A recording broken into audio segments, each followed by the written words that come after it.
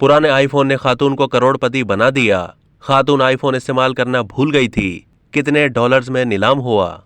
America में पुराने iPhone ने एक खातून की किस्मत बदल दी। बरतानवी अखबार डेली मेल के मुताबिक कैरन ग्रीन नामी खातून को 2007 में मौजूद आईफोन का एक सील पैक मॉडल बतौर तोहफा मिला था, लेकिन इसके बाद फोन कनेक्शन के मसाइल की वजह से वो इसे इस्तेमाल नहीं कर सकी और अलमारी में रखकर भूल गई थीं।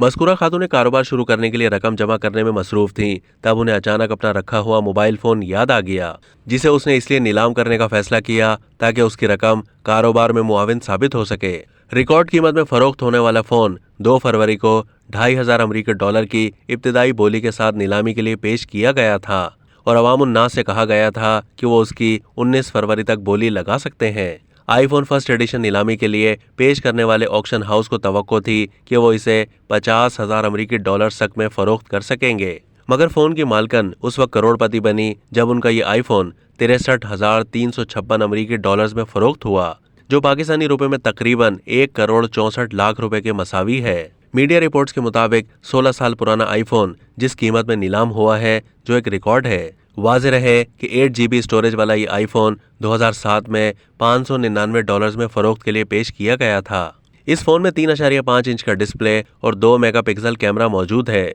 याद रहे कि नए आईफोन 14 में 128 GB स्टोरेज और 12 मेगापिक्सल कैमरे के साथ एक अल्ट्रा वाइड लेंस भी दिया गया है।